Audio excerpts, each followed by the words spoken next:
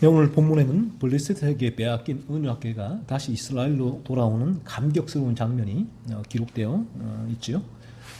이 언약궤는 호렙산에서 하나님께서 모세에게 이 십계명의 두 돌판을 기록하여 넣어두라고 한 궤입니다. 이스라엘의 중요한 사건이나 의식이 있을 때에 언약궤는 제사장에게 메워져 백성과 함께 이동을 했습니다. 이것은 이 언약궤는 이스라엘 백성에게 너무나 중요한 것이었는데 하나님이 이스라엘 백성과 함께 하신다는 표식이에요. 하나님의 임재의 표로서 이들에게 너무나 중요한 궤였죠. 이 궤가 하나님의 명령을 어기고 블레셋과 전투를 하다가 블레셋에게 빼앗겼다가 이제 돌아오는 그런 정말 그러니까 이스라엘 백성에게는 기쁜 날이죠. 감격스러운 날이고 언약궤가 빼앗겼던 언약궤가 돌아오는 날이니까 말입니다. 그런데 이걸 본문을 읽으면서 조금은 이상한 점이 있습니다. 이 언약궤를 세수레에 싣고 왔단 말이에요. 우사와 아요가 몰아서. 근데 이제 싣고 오다가 이 소들이 어떤 상황에서 놀라서 뛰니까 이 궤가 흔들거려서 떨어지려는 찰나에 이 우사가 그 궤를 붙든 거예요. 떨어지면 안 되니까.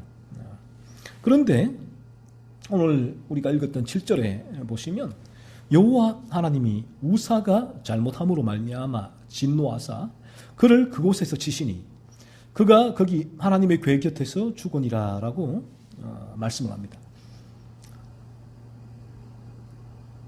이 감격스럽고 기쁜 날에 블레셋에게 빼앗겼던 이 언약궤가 돌아오는 그 날에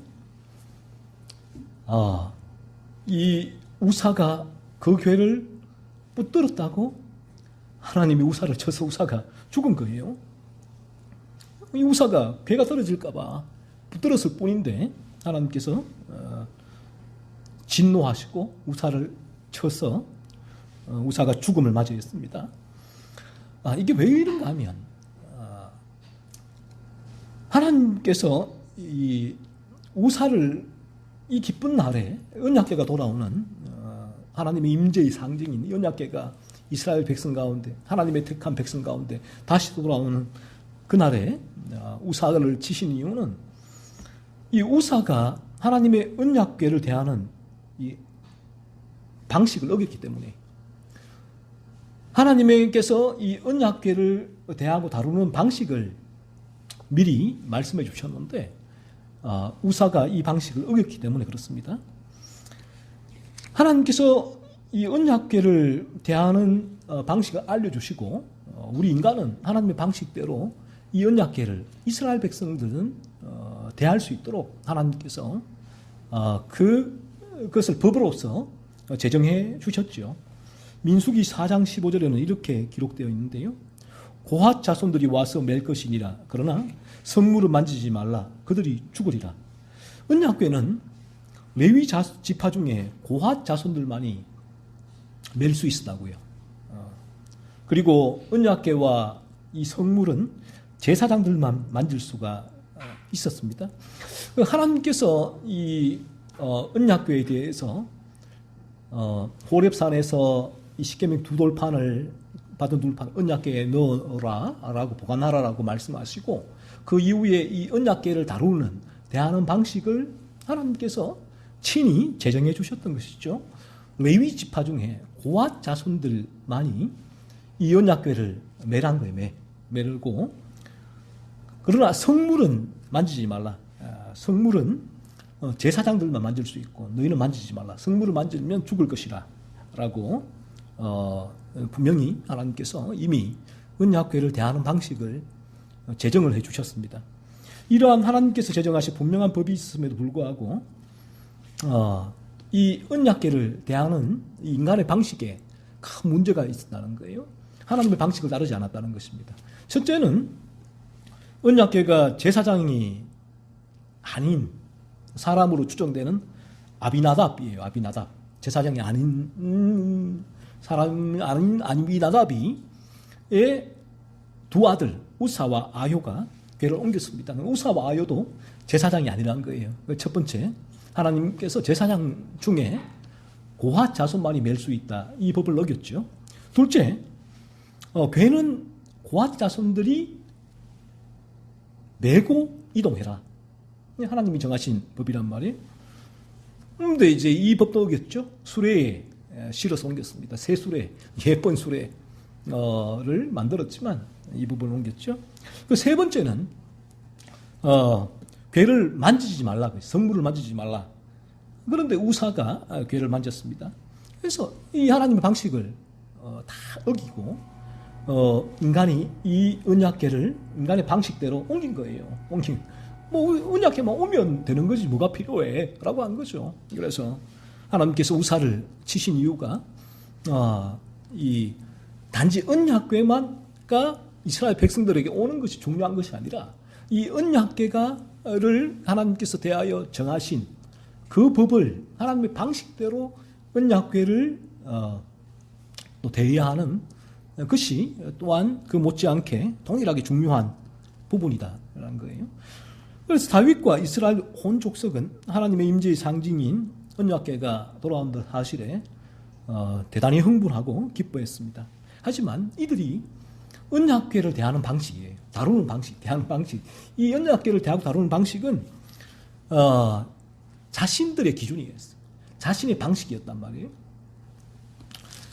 언약궤는 하나님의 임재의 상징인 십계명의 말씀에 두 돌판이 담겨있는 너무나 거룩한 언약궤였는데 그 언약궤를 모심에 있어서 그 모시는 방식을 자신의 하나님의 방식이 아닌 자신의 방식으로 그 언약궤를 모셨다는 거예요.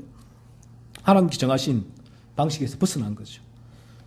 이들은 이렇게 생각을 했습니다. 어떤 방식을 사용하든지 언약궤만 옮겨오면 된다라고 생각을 했죠. 하지만 결과적으로 이들은 하나님 앞에 죄를 범했죠. 하나님께 정해놓으신 방식을 어겼기 때문이에요. 그래서 우리가 이 거룩이 무엇인가 할 때 거룩은 하나님이 정해놓으신 기준이에요. 하나님이 정하신 법이 거룩이란 거예요. 하나님이 정하신 기준과 법에 인간이 그 하나님 정하신 법과 기준을 충족하면 미치면 거룩이고 하나님이 정하신 기준과 이 법에 미치지 못하면 죄예요, 죄. 이것이 거룩과 죄를 구별하는 성경적인 기준이라는 거예요. 그래서 우리는 그래서 이 시간을 통해서 우리가 죄가 무엇인가를 배우는 것이죠. 그 무슨 말인가? 하나님이 정하신 거룩하신 기준과 방식에 대하여 배우는 것입니다. 왜? 이것을 모르면 하나님이 정하신 기준과 방식을 모르면 무엇이 거룩이고 무엇이 죄인지를 우리 인간은 알 수 없기 때문이에요. 그래서 하나님께서는 이 성경을 통해서 죄란 무엇인가를 알려주셨고 그래서 우리는 지금도 이 자리에서 이 진리를 통하여서 하나님이 정하신 그 기준, 그 방식을 듣고 이것이 하나님의 거룩과 죄의 기준이구나. 그 사실을 이 시간을 통하여서 알아가게 되는 것이죠. 그래서 설교를 듣고 또 성경을 읽고 믿음의 선진들의 글을 읽는 것입니다. 우리에게 거룩이죠. 거룩과 죄의 기준은 나 자신이 아니에요. 인간 자신이 아니고 또 인간의 방식도 아니란 거예요. 거룩과 죄를 나누는 가름하는 그 기준은 오직 하나님 자신이다라는 것이에요. 그래서 하나님께서 하라고 하신 것은 거룩이고요. 하나님께서 하지 말라고 하신 것은 죄란 거예요. 그러니까 이 거룩과 죄, 이 기준 자체가 우리가 진리를 통해서 듣지 않으면 인간은 어쩔 수 없어요. 우리의 죄성이 끊임없이 나의 기준으로 이 거룩과 죄를 바라보게 돼요. 거룩과 죄를 내 기준으로, 내 방식대로 그래, 이 부분이 죄일 거야, 죄야 라고 자신이 판단하게 되는 큰 운을 범하게 되죠. 그래서 우리가 이 시간을 통해서 끊임없이 이 진리라는 부분은, 먼저 이 진리가 작동하는 방식은, 진리는 하나님의 이 거룩을 드러내요. 거룩을 드러내어서 나라는 존재가 하나님의 거룩에 전혀 미치지 못하는 존재라는 사실을 드러내는 것이 첫 번째 진리가 하는 역할이기 때문에, 그러므로 첫 번째 이 진리의 역할은 거룩하신 하나님을 우리에게 보여주고, 그 거룩하신 하나님을 보여준다는 의미는 하나님께서 정하신 기준이에요. 하나님께서 방식이에요. 그 하나님 정하신 기준을 알고 하나님께서 우리에게 요구하시는 그 방식을 알아가는 거예요. 그 기준과 방식을 우리가 알 때에 그렇지 않은 부분이 죄구나 라는 부분들을 우리가 알 수 있게 되죠. 그래서 인간은 이 하나님께서 이 성경을 통하여 자신을 계시하셨는데, 어떤 하나님이냐? 거룩하신 하나님이란 말이에요. 자신을 계시하셨는데, 이 하나님을 통하여서 인간은 이 거룩을 통해서 자신의 죄를 비로소 볼 수 있게 되죠. 그래서 이 거룩의 기준을 계속 진리를 들으면 내 기준이 무너져요. 나의 방식이 무너져요. 그래서 한번 보세요. 지금 이스라엘 백성이 언약궤를 모셔오면서 십계명의 두 돌판이 담긴 이 거룩한 언약궤, 하나님의 임재의 상징인 언약궤를 모셔오면서 너무나 흥분하고 기뻐했단 말이에요. 하나님 말씀이 우리 가운데 들어온다는 거예요. 말씀이 들어온다는 거예요. 그런데 그 하나님의 말씀이 들어오는 언약궤를 모셔오는 방식은 하나님의 기준이 아니에요. 하나님 방식이 아니라 철저하게 자신의 기준, 자신의 방식이었단 말이에요. 하나님이 정해놓으신 기준과 방식을 다 어기고 이 언약궤를 모셔온 거예요. 그래서 이렇게 본다면 우리가 더 나아가 우리가 성경을 읽고 예배를 하고 뭐 찬양을 하고 기도를 하는 것도 내 기준, 내 방식대로 할 수 있다는 거 아니겠어요? 거룩한 기도가, 거룩한 예배가, 거룩한 말씀이, 내가 그 말씀을 듣고 예배하고 기도하고 찬양하는데 이 방식을 내 방식대로 할 수 있단 말이에요. 그러면 이 부분은 참 아이러니하게도 내가 하나님을 예배하면서도 죄를 지을 수가 있는 거죠. 이 거룩의 기준을 어기고 내 방식대로 하나님을 예배할 때 그렇단 말이에요. 그래서 이스라엘 백성이 그랬잖아요. 이스라엘 백성들이 아론에게 우리를 위하여 이 하나님 이 상을 만들어달라라고 했을 때에 그 아론이 그 금부치를 모아서 금송아지를 만들잖아요. 금송아지를 만들고 이 금송아지가 너희를 애굽에서 인도해낸 신이다. 하나님이란 말이에요. 하나님이다. 얼마나 은혜로워요. 애굽에서 늘 인도하신 이 하나님이 자 봐. 이거 하나님이야. 너희 눈으로 보니까 더 감격스럽지. 직접 보니까 더 은혜롭지. 근데 하나님 뭐라고 했어요? 우상 숭배의 죄라고 말씀하셨거든요. 언약궤를 모셔오면서도 오늘 이 이스라엘 백성들은 자기의 기준, 자기의 방식, 이게 인간의 죄성에서 나오는 거예요. 그래서 우리 인간의 죄성에서는 끊임없이 내 기준, 내 방식이거든요. 이 내 기준, 내 방식이 끊임없이 흘러나오기 때문에 이 부분이 뭐로 깨져야 되는가 하면 하나님의 기준, 하나님의 방식. 그래서 진리를 우리가 직면하는 거예요. 듣는 거예요. 설교를 듣고 이 글을 읽고 이 친교를 나누는 이유가 뭐냐 하면 끊임없이 죄성은 내 안에 내 기준, 내 방식대로 무언가를 하려고 하고 예배하려고 하고 사람과의 관계를 가지려고 하고 내 가정생활을 하려고 하고 내 직장에서 뭐 내게 주어진 일들을 하고 내 방식대로 하면서 이것이 믿음이다라고. 이 믿음이다라고 외친단 말이에요.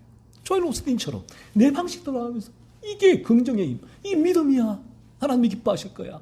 그러나 성경에 바른 진리가 들어오면 다 그게 깎이고 무너진단 말이에요. 깎이고 무너진다. 이게 깎이고 무너지는데 그래서 우리가 이 진리의 기준이 들어올 때에 한 인간이 진리 가운데 순전하게 죄를 각성하고 순전하게 진리의 길에서 더 강하게 죄 각성의 길을 걸을 수가 있고 거듭나더라도 그래요. 거듭난 이후에도 이러한 진리가 나의 죄성에서 유혹에서 올라오는 또 내가 몰랐던 죄의 기준 나만의 방식을 깨거든요.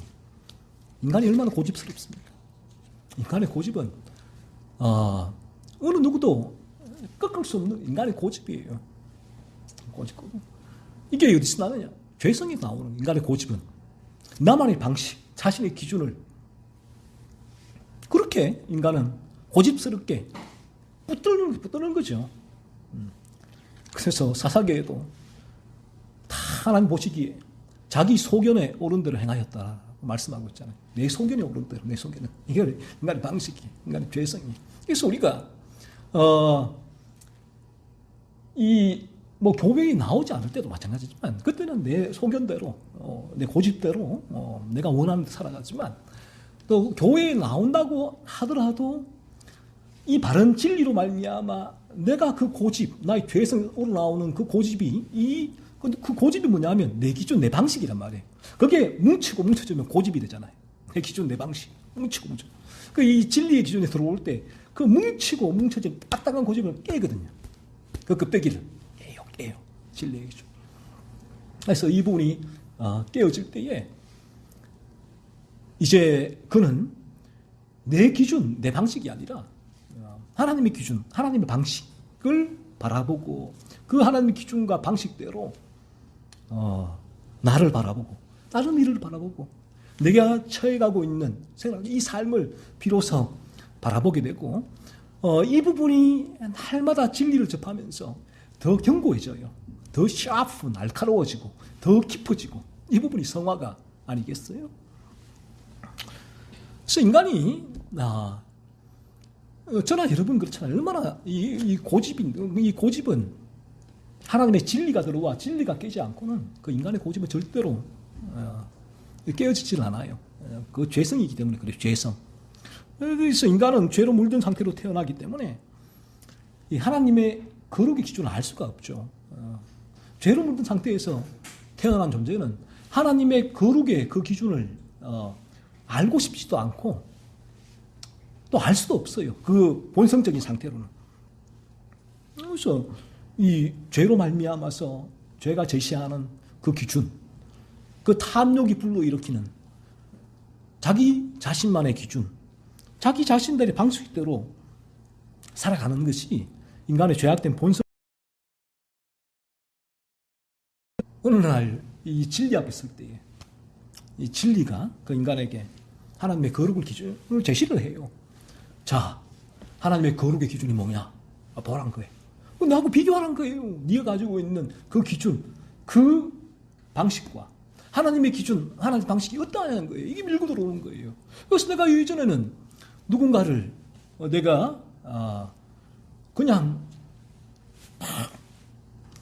때리거나 욕설을 뱉지 않았으면 나는 no problem, 나는 괜찮은 사람이야 라고 얘기했는데 이게 내 기준이잖아요. 내 방식이잖아요. 그건 내 방식으로 살아가는 거예요. 이 고집이 되어서 이 부분이 도덕적이고 종교적이고 윤리적인 사람이 어떤 면에서 이 방식이 깨어지기가 더 힘든 이유가 여기에 있는데 나는 아무런 문제가 없다는 거예요. 이 부분에 있어서. 저 사람을 비교할 때 내가 훨씬 더 도덕적, 윤리적으로 우위에 있으니까 보이니까 그런 거예요. 근데 하나님의 거룩의 기준이 이 진리를 통해 들어오게 될 때 누군가의 욕설 하고 폭행한 것이 그게 문제의 죄가 아니라 내 안에서 일어난 그 사람을 향해서 일어난 그 미움이 죄로서 보여주는 거예요. 그 미움이 살인죄라고 성경은 말씀한단 말이에요. 이 부분이 하나님의 기준, 하나님의 방식이란 이 방식.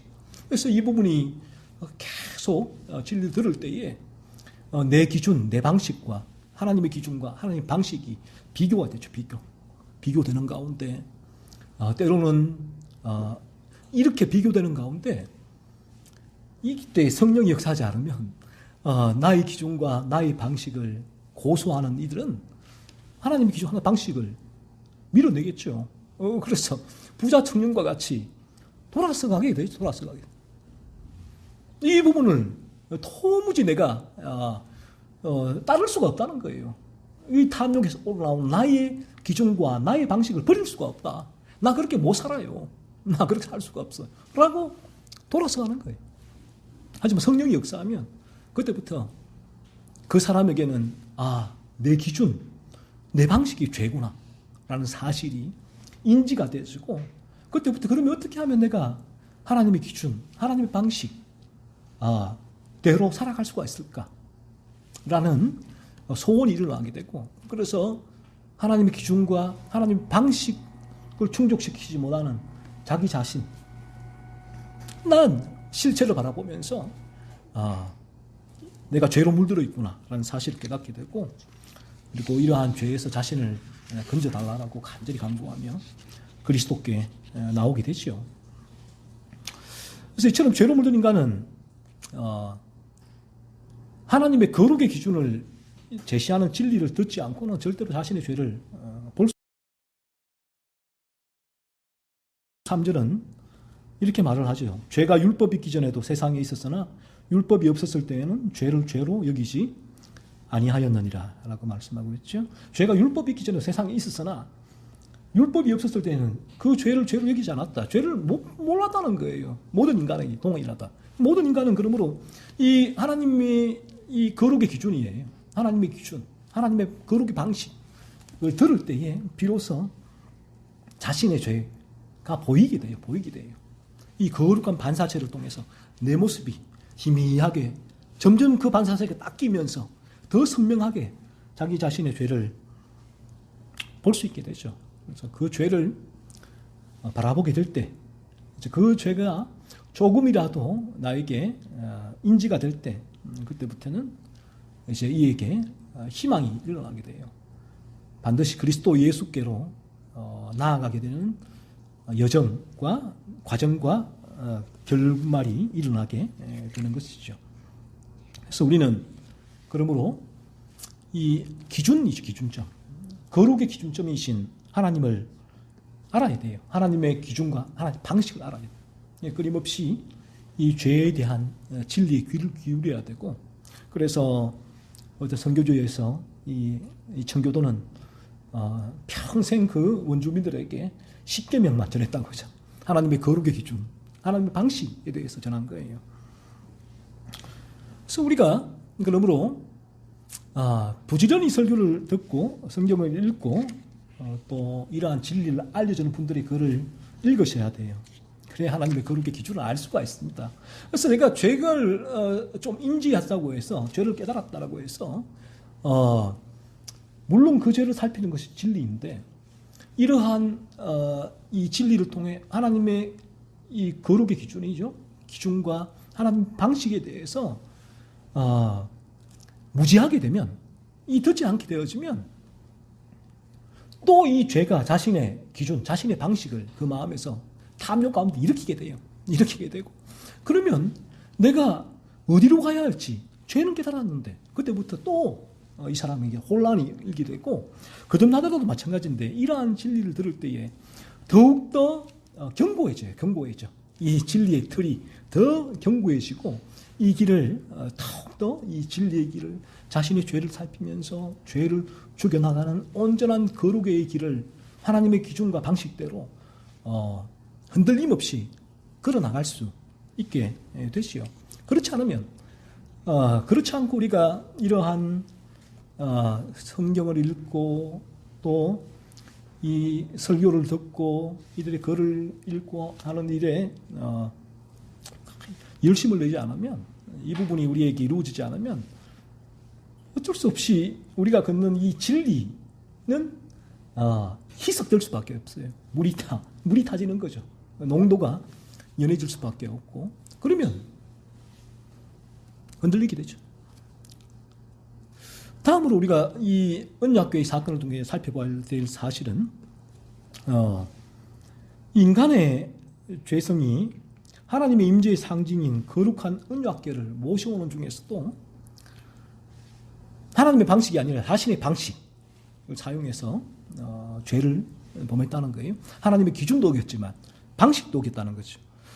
그래서 이 인간의 방식이 뭔가, 하나님 방식이 뭔가 살펴보면 인간의 죄성은 하나님께 나아가는 일에 있어서도 자신의 방식을 따르게 해요. 자신의 방식. 이게 죄에서 우러나오는 방식인데 하나님께 나아가는 일이 참 거룩한 일임에도 불구하고 하지만 그 나아가는 거룩한 일들 가운데 자신의 방식을 사용해서 하나님 보시기에 하나님이 그 부분이 죄로서 하나님께서 그 부분들을 바라보고 계시는 일들도 너무나 하나도 안 하는 거예요.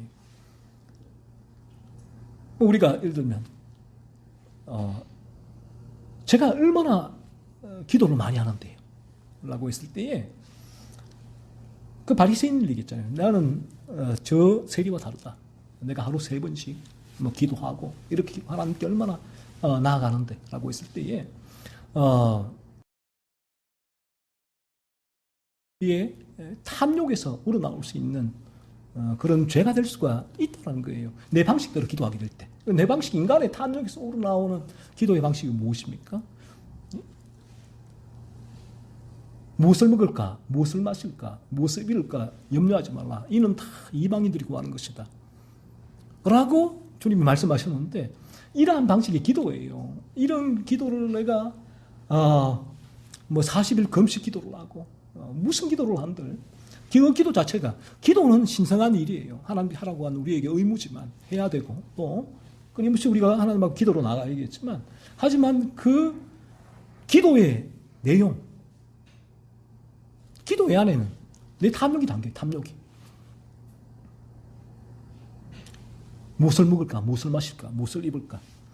그럴 때 그 기도를 했다고 해서 저 사람은 기도를 그렇게 열심히 하니까 참 하나님께서 기뻐 받으시는구나가 아니라 하나님 보시기에 오히려 그 기도는 동일하죠. 왜냐하면 그런 기도가 거듭나지 않은 상태에서 기도하는 그 기도가 내가 교회에 나온다고 해서 기도를 하거나 그 기도에 그 하는 상태나 그리고 거듭나지 않은 상태로 교회에 나오지 않는 자연인의 상태로 내가 어디 뭐 우상 앞에 나서 절을 해서 뭐 강구를 하거나 하나님 보시기에는 다를 바가 없다는 거예요. 바로 그런 의미란 거죠. 그래서 어떤 면에서 우리에게 이 거듭남을 점검하는 일은 너무나 중요하고 그러므로 참되게 거듭나게 될 때 우리가 모든 방면에서 하나님께 나아갈 때 하나님의 기준과 하나님 방식대로 나아갈 수가 있단 말이에요. 그래서 이 부분이 로마서 12장에서도 우리가 하나님께 드리는 우리 삶의 제물, 제사라고 말씀하고 있잖아요. 그 무슨 말인가 하면 우리가 이 진리 가운데 내 죄성을 보고 그리스도의 필요성을 발견하고 거듭나고 이제 죄를 죽이는 거룩한 삶을 사는 그런 거듭난 존재가 된다면 그렇다면 우리의 모든 이 삶 가운데 죄를 찾아내게 되겠죠. 죄를 죽이는 거룩한 삶. 끊임없이 내 죄와 분투하는 삶이 이어지게 되고 그 삶은 동일하게 하나님을 예배하는 이 자리도 똑같이 이어진다는 거예요. 이 자리에서도 하나님을 예배하는 이 일의 소중함을 알게 되고 하나님을 예배하는 이 자리에서도 정말 내가 온전히 내 마음을 다하여 하나님을 예배하고 이 진리에 내가 귀를 기울이고 한 주간 나의 삶을 이 진리에 비추어서 내 안에 있는 죄악들을 하나님께 회개하며 다시 그리스도의 그 생명을 공급받고 거룩한 삶의 동력을 공급받는 그 일을 목적으로 오늘 또 이 예배나 하나님을 찬양하게 되는 거예요. 그러니까 이게 이율배반적이지 않은 게 이 사람의 그래서 로마서 12장에서도 우리의 삶의 제사라는 게 그런 의미예요. 6일의 삶과 이 주일의 이 예배가 분리될 수 없다는 거예요. 그런데 이 부분이 우리에게 거듭나지 않으면 사실 거듭나지 않으면 6일의 삶이나 7일의 삶도 똑같을 거 아니에요. 예배도 똑같이 나의 죄악된 탐욕스러운 삶 속에서 삶을 살았고 그 삶 속에 예배를 드리는 거예요. 단지 내가 지금은 일주일은 가정에 직장에 있었지만 오늘은 예배에 교회에 나와 있다. 이 외형적인 차이일 뿐이지 그러나 그 본성적인 모습은 똑같아. 다를 바가 없다는 거죠.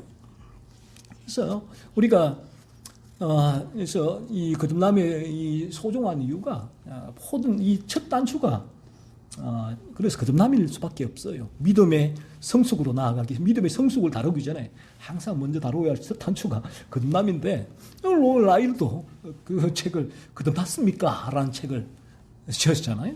그래서 이 부분이 너무나 중요하고 그래서 우리 안에 이 거듭남이에서 생명이 오게 될 때는 일어나게 될 때는 지금 이 시간도 내 죄와 분투하는 시간이 될 수밖에 없죠. 하나님을 예배하는 시간에 내 마음이 콩밭에 가 있으면 이거 하나님 죄인데 내가 설교하면서도 다른 너희들로 가지고 있으면 이거 죄인데 이 와중에도 끊임없이 우리는 이 죄와 분투하는 삶을 사는 거예요. 그러니까 이 삶이 이 예배가 끝나더라도 이 설교가 끝나더라도 그대로 이어지는 거예요. 다 마찬가지예요. 우리에게. 그렇지 않고 우리가 이제 이러한 부분들이 우리 안에서 일어나지 않게 되어지면 이런 언약궤를 모셔오는 아주 신앙의 일을 하면서도 인간 자신의 방식, 하나님이 명하신 방식을 다 물리쳐 자신의 방식을 찾아서. 그래서 이 자리에 나와서 어떤 교회는 그렇죠. 어떤 교회는 이 자리에서 방언을 가르쳐. 방언을 가르치잖아요. 이 자리에서 방언을 하라고. 방언. 그거 안 하면 그런다지 않은 것이다. 라고 그렇게 가르치고 하는데 우리에게 참 진리가 들어오게 되어지고 참 진리가 우리 안에 살아 숨쉬게 될 때는 우리의 예배는 오직 하나님을 향하여 나아가는데 그 나아가는 통로가 진리가 되고 그 진리가 우리에게 선포되어질 때 이 예배 가운데 우리는 끊임없이 나의 죄악된 본성, 내게 끊임없이 솟구치는 죄를 바라보게 되고 이 죄에서 나를 죽이시는 이 예배 가운데 하나님의 그 은혜를 사모하게 되고 그리스도의 생명을 공급받아서 온전한 거룩으로 나아가고자 하는 그런 열망 속에서 오늘 이 예배를 하나님께 들을 수 있게 되겠죠. 그래서 이렇게 되어지면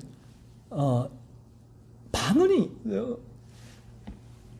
추구하지를 필요가 없어요. 추구할 수가 없고 그 부분 자체가 이 시간 자체가 그래서 온전히 하나님 앞에 우리 모든 영혼이 중생하고 회심하는 그 일에 우리 모두가 목적을 맞추고 그 일을 위하여 모이는 거예요. 그 일을 위하여서. 그래서 누가 오든지 안 오든지 내 기분이 좋든지 나쁘든지 전혀 상관이 없어요.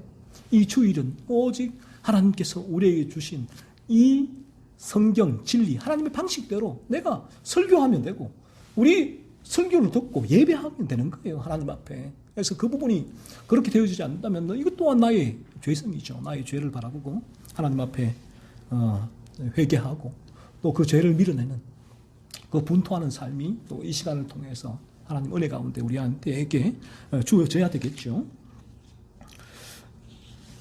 그래서 이 예수님께서도 이렇게 마지막 심판대에서 말씀하시죠. 우리가 주의 이름으로 선지자 노릇하며 주의 이름으로 귀신을 쫓아내며 주의 이름으로 많은 권능을 행하지 아니하였나이까라고 한밀한 사람들에게 주님께서 이렇게 얘기하시잖아요.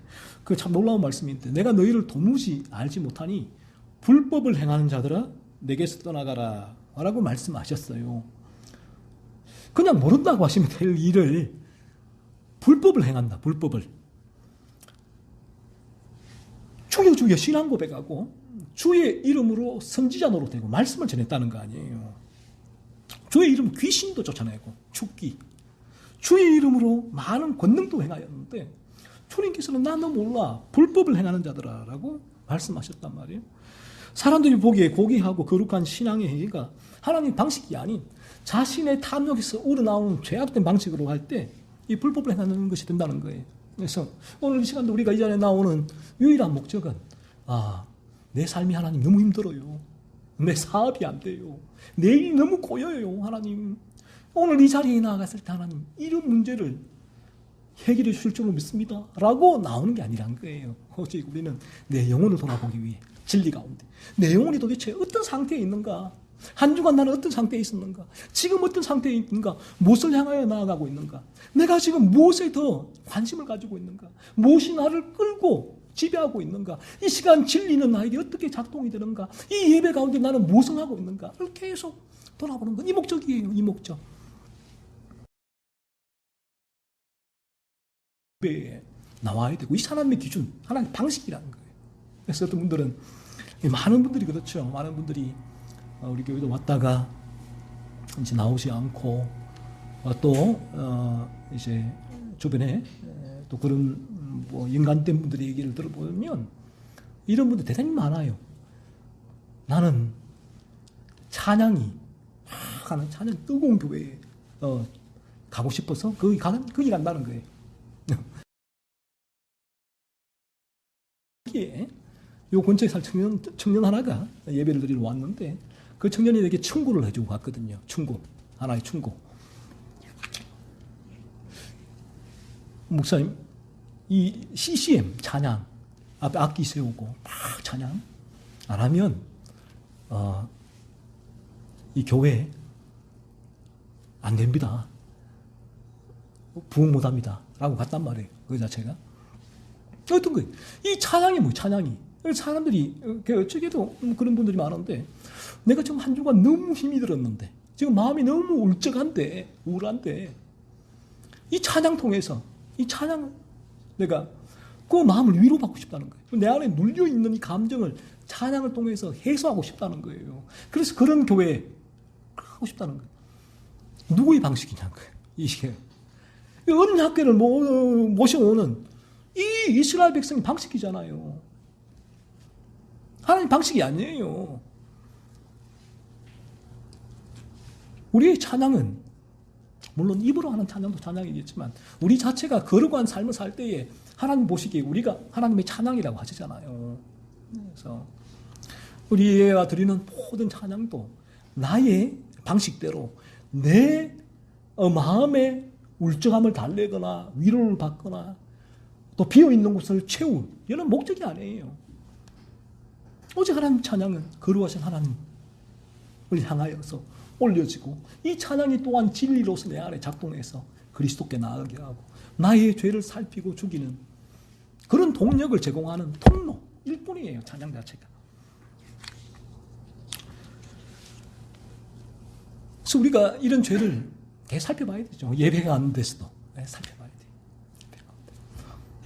끊임없이 하나님의 진리, 하나님의 기준. 오늘 또 하나님은 이 언약궤 사건을 통해서 우리에게 이렇게 말씀하시고 있는 거죠. 사실은 오늘 이 예배 가운데도 언약궤를 모셔오는 그 거룩한 일, 오늘 드리는 이 예배 가운데도 나에게는 하나님의 방식, 하나님의 기준이 아닌 나의 기준, 나의 방식대로 오늘 이 예배에 임하고 있지는 않는가 하는 거예요. 어떤 목적으로 예배를 하고 하나님을 찬양하고 이 자리에 나와 있는가 하는 거죠. 돌아보라는 거예요. 내 죄성, 내 죄성에서 이 예배가 온전히 예배의 하나의 목적은 우리 인간을 내가 거룩하니 너희도 거룩하라는 하나님의 명령에 따라서 여기 나온 모든 저를 포함한 인간들이 온전히 거룩한 존재가 되어서 그 거룩한 존재로서 이 자리에 하나님을 예배할 때 하나님은 그 예배를 기쁘게 받으세요. 영광을 받으세요. 하나님께서. 그 목적이에요.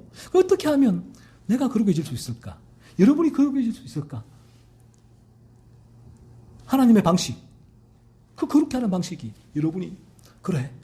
과거 마틴 루터처럼 내가 어떻게 하면 하나님의 진노에서 벗어날 수 있을까? 마틴 루터가 수도사였거든요. 수도사. 그래서 그 계단을, 수도원 계단을 무릎을 꿇고 기어 올라가면서 이렇게 해서 내가 내 죄를 속죄를 하고 하나님이 기뻐하시는 그런 삶을 살아야지. 하나님 인정받아야지. 천만에요. 이 루터의 방식이죠. 루터의 방식. 그 루터가 그 이후에 친구가 같이 길을 가다가 비가 오는 날에 번개를 맞아 옆에서 죽게 되거든요. 그 사건이 루터에게서 큰 영향을 미쳤는데, 그래서 루터가 그런 사건들을 경험하면서 이제 로마서 1장 16절 17절 그걸 읽을 때에 그렇구나. 오직 그리스도 예수만이 나를 하나님의 진노에서 건질 수가 있구나라고 이제 깨닫게 되죠. 깨닫게 되고 그때부터 루터로 말미암아 지금 우리 이 종교 개혁이 일어나게 된 것입니다. 그래서 이 시간도 마찬가지예요. 우리 모두가 어떻게 하면 온전히 거룩한 존재가 될 수 있을까? 그 목적으로 나오게 되고, 그리고 온전히 저와 여러분이 거룩하게 될 수 있는 유일한 길은, 방식은, 하나님의 방식은 그리스도 예수란 거예요. 예수 그리스도, 이 십자가 없다는 거죠. 자, 그러면 그 그리스도 예수의 십자가가 하나님의 거룩이 이 시간 선포되어야죠. 끊임없이 전해져야 되고, 하나님의 거룩이 뭔가 있을 때 내 죄가 보이는 거예요. 이게 죄란 거예요. 오늘도 하나님의 기준과 방식, 그걸 벗어난 인간의 기준과 방식이 죄라는 사실이에요. 그 사실을 보게 되는 것입니다.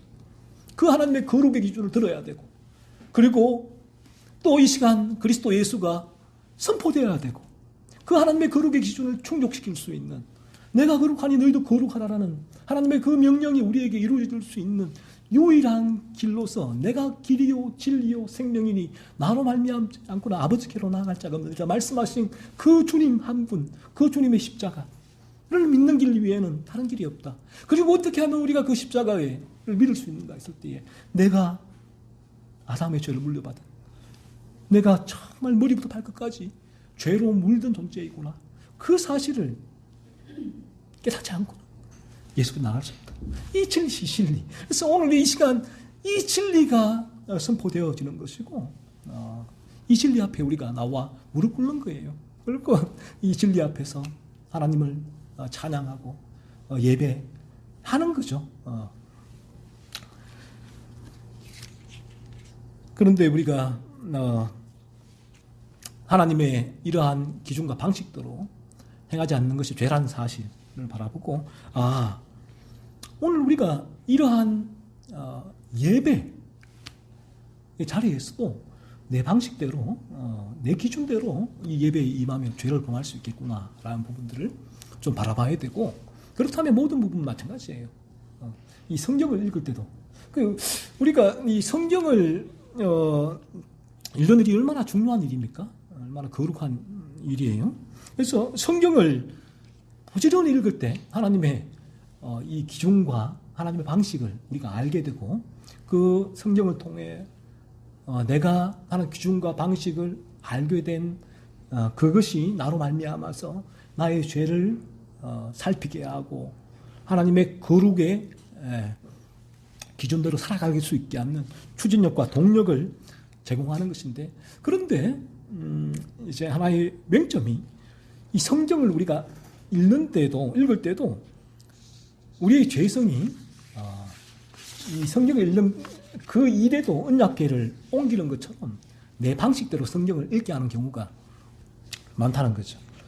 이 성경도 여러분이 읽을 때 무조건 성경을 많이 읽는 것이 중요한 것인 것일 때 성경을 많이 읽으면 좋아요. 많이 읽으면 많이 읽고 깊이 있게 연구하고 묵상하면 너무나 귀한 일이지만, 하지만 성경도 하나님의 기준과 방식대로 읽고 묵상해야 된다는 것이죠. 내 방식대로 읽고 성경을 해석해서는 안 된다는 것인데, 오늘날 이 큐티가 중요성을 막 강조를 하잖아요.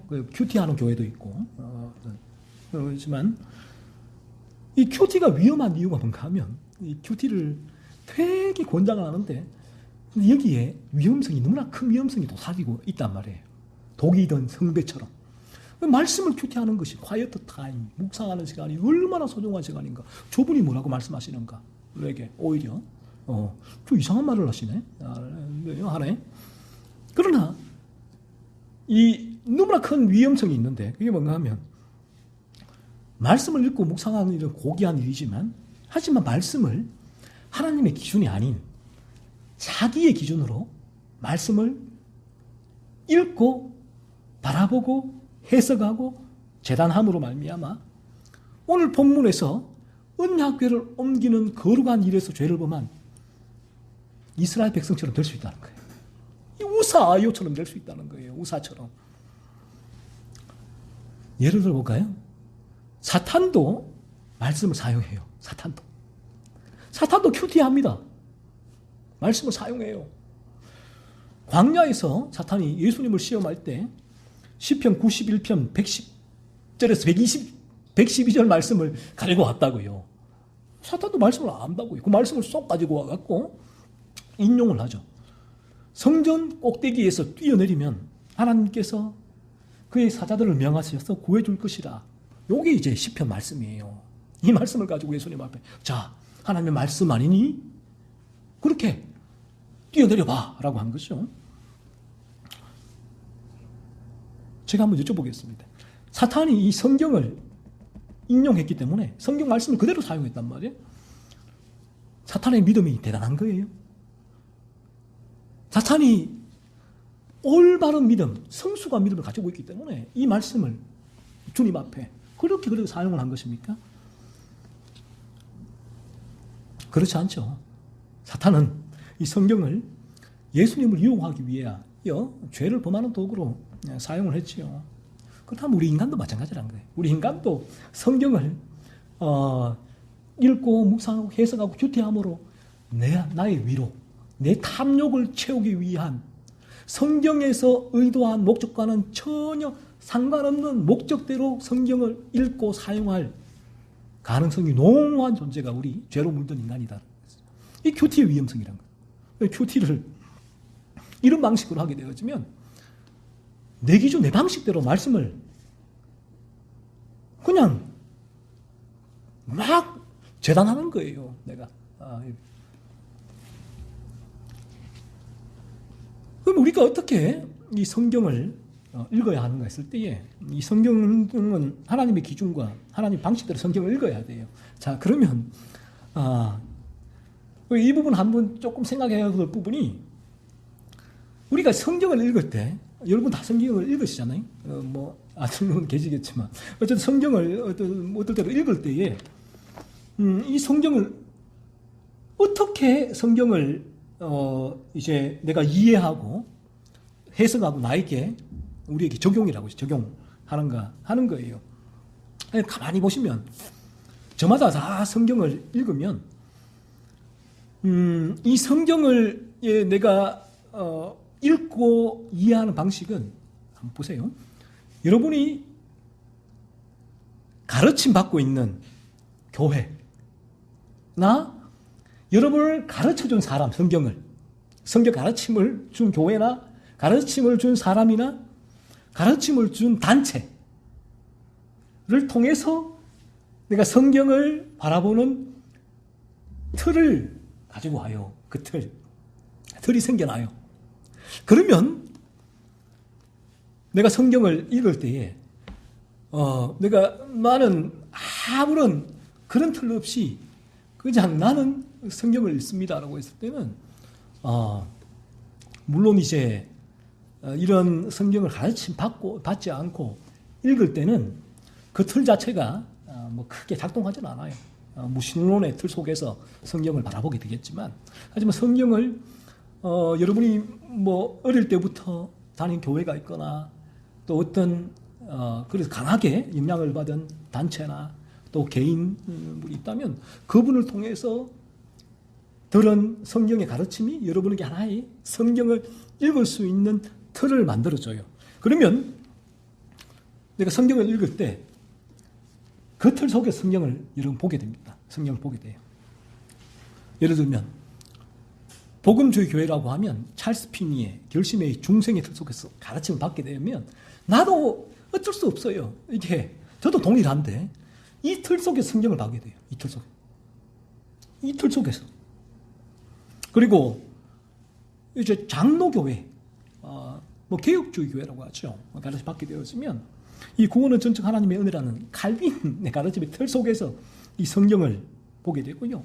알미니안 교회에서 가르침을 받았으면 인간의 의지로 구원을 쟁취할 수 있다는 이 알미니안의 틀 속에서 이 성경을 보게 되고, 여러분이 오순절 교회에 다닌다고 하면 이 순복음 교회나 어쩔 수 없이 은사의 틀 속에서 이 성경을 보게 돼요. 시한부 종말론 교회에 가르침 받게 되어지면 시한부 종말론의 틀 속에서 성경을 보게 된다니까요. 조엘 오스틴의 레이크우드 교회에서 가르침을 받게 되어지면 이 긍정, 이 틀 속에서 성경을 보게 됩니다.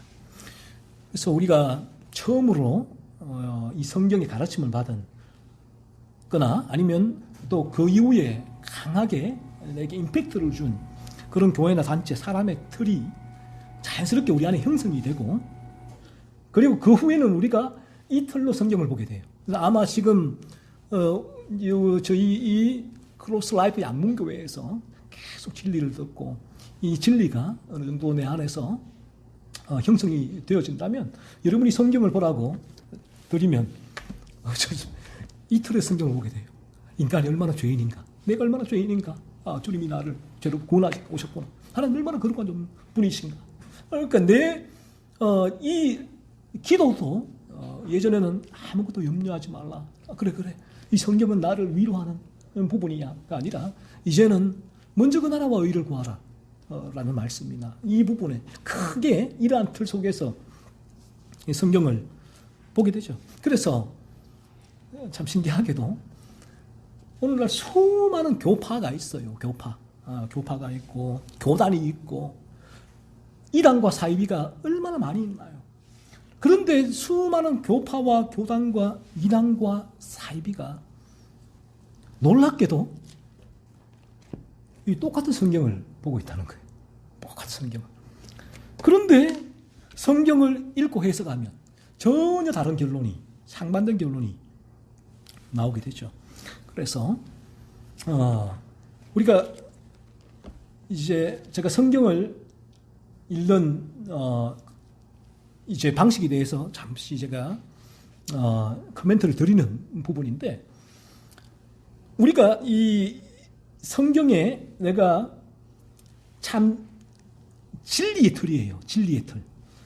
바르게 성경을 볼 수 있는 진리의 틀이 형성되지 않고 그냥 내가 어릴 때 나갔던 교회, 또 어떻게 감명 깊었던 교회나 단체나 개인의 그 틀을 가지고 성경을 바라보게 되어지면 그 사람은 그 틀 속에만 성경을 보는 거예요. 그 틀 속에서.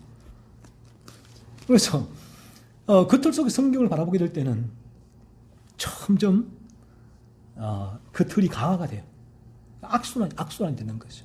점점 위험한 상태로 진리와는 멀어지게 되는 상황에 빠지게 되는 것입니다. 그래서 바른 진리를 듣는 게 중요해요. 그런 진리의 틀을 세워나가는 게 중요하다. 그러면 진리의 틀이 어떻게 세워지는가 했을 때, 여러분도 지금 그래요. 여러분, 나는 아무런 이것 없이 순수하게 성경만 바라보면 천만에요. 여러분이 지금 이 진리를 들었을 때 이 진리의 틀이 여러분에게 세워지게 되고 이 틀 속에서 성경을 보게 돼 있어요. 그래서 이 틀을 세워주는 이 성경의 틀을 바르게 세워주는 분들의 글들이 이제 그런 개혁주의나 청교도들의 글들이고, 그래서 그 글들을 읽으라고 하는 이유가 여기에 있어요. 그래서 그런 글들을 읽고 또 이 시간 이런 설교를 듣고 이런 친교를 나누고 이런 성경 공부를 하게 되면 여러분도에게도 나도 모르는 사이에 이 진리가 스며들게 되면 진리의 틀이 세워져요. 진리의 틀이. 이 틀 속에 성경을 바라보게 되고, 그리고 어떤 분이 이 틀을 벗어나서 얘기를 하게 되어지면 위험 신호가 울리게 되고, 그래서 오늘도 우리가 이 시간 이 진리를 듣는 데 중요한 이유가 여기에 있다라는 부분이에요. 그래서 이런 여러분이 이 예배를 통하여 진리를 듣고 교제를 나누고 공부를 하고 또 저분들이 글을 읽는 중요한 이유가 여기에 있고, 이 진리의 틀을 더 공고하게 세워나가기를 바라요. 그러면 이 틀 속에서 성경을 바라보고 되어지면 더더욱 진리의 틀은 우리를 진리 가운데 힘있게 걸어갈 수 있는 바른 길이죠. 바른 길을 걸어갈 수 있는 추진력과 동력을 우리에게 공급해 주게 됩니다. 그러면 이 바른 진리의 틀로 성경을 읽게 되어지면 이제 성경을 통하여 하나님께서 의도하신 바대로 성경을 볼 수 있게 돼요. 그 길로 흘러가게 되죠. 거룩하신 하나님, 그 하나님의 거룩이 계속 드러나게 되고, 그리고 내 죄를 보게 되죠. 진리가 내 죄를 보게 되고, 그리고 이 세상이 얼마나 죄로 물들어 있는가 진리가 보게 하고, 그래야 그리스도가 왜 오셨는가, 필요하다는 사실을 진리가 보여줘요. 그리고 진리는 우리에게 거룩한 삶을 살게 하는 추진력과 동력을 제공해 준다. 사실이에요. 그래서 한 주간도 이렇게 우리 안에 있는 죄성, 나의 기준, 내 방식대로 내가 또 오늘 이 예배를 또 이 거룩한 일들도 하나님 말씀을 읽는 일도 그렇게 하고 있지 않는가 하는 걸 살펴보시고 끊임없이 우리 안에서 이런 바른 진리의 틀이 이 시간도 하나님 은혜 가운데 나에게 잘 하나님 형성이 되어졌을 때에 이 진리의 틀이 형성되어졌을 때 어떤 얘기를 들어도 이 진리의 틀이 그 다른 비성경적인 부분들을 걸러내게 되고 또 나로 말미암아 이 진리를 흘러갈 수 있는 통로로 삼아 주십니다. 다음 주에는 이 본문을 가지고 오늘 못다 했던 이제 인간의 죄성이 영적인 일들에서 어떻게 드러나는지를 좀 살펴보도록 하겠습니다. 기도하고